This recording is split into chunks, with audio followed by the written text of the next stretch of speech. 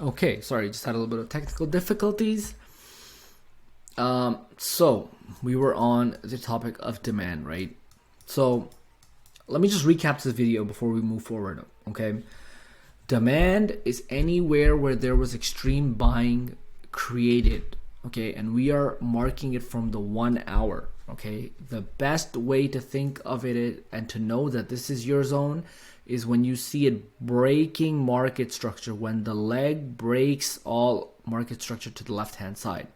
We know that this would be our zone, okay? Then we go to the refining process of drawing it on the 15-minute by looking at the bearish candle before, and we'll be able to find a zone that we can probably draw. Like this would be drawn by me, even though we never came back here. This would have been drawn by me because we could have potentially came here and bounced right off, right? So that is sort of, what you need to do for at least the demand area. Again, always go to your line chart. You can always, sometimes if you can't tell that this is where market structure was broken, you need to just go to your line chart, okay? Just go to your line chart to refer and look at the last peak, okay? The last peak. Where was the last peak? Because I can sit here and just literally draw it from not even look. Sometimes it's best to not even look at the candle charts because it can get a little confusing, right? Sometimes it's just better to go to your line chart. You know the direction is going up. You know you're looking for an entry. And you just want to find the right refined zone. This right here broke all of this structure to the left hand side. This little push right here, okay? Go to your line chart. Draw it from the line chart. And guess what? You just got at least one trade here. You got another trade here. So this is kind of like a little hack that you can use to, make your refining your zones better. Keep the charts clean, okay? Remove older zones. Keep the charts clean. Look very carefully on the 4 hour to get the direction. Come back to your 1 hour and find the most freshest 1 hour zone that breaks structure. Refine that zone. Refine that zone and be aware of what's happening in the market, okay? Is there any news?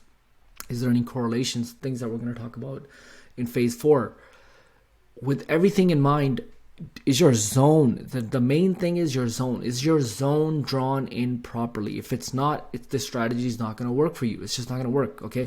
The extra confluences, the other things I'm going to teach in this strategy are all great.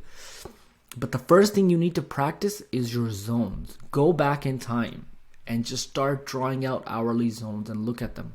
Okay, price came back, bounced off of here. Price came back, bounced off of here. Understand why those zones work. Understand the market structure breaks that happen on those zones, right? And so go back and draw them out. Go back and draw them out. And at the end, we're going to do some back testing. So I'll show you guys how to go about back testing this as well. Okay. So draw out those zones and that's going to be a way of practicing. But a great hack right here is the line chart. Keep referring back to this. If you are confused, you can't tell, over here, see, okay, we have a bit. Let me give you guys a little something else, okay? In this example of this really big push to the upside, okay, you don't know where to get in because it's pushing up so strong. You're like, do I just wait for it to come back here? What do I do? You can use this area as a demand zone because we paused. Okay, we paused. And there's probably one or two, bearish candles here. 2 bearish candles is enough for you to create a demand zone because if we break those, it's enough, okay? We create this little pause, probably a few bearish candles, and then we break with a strong impulse, okay? When you see that, come to your line chart and just draw it out here. Okay, just draw it out like that.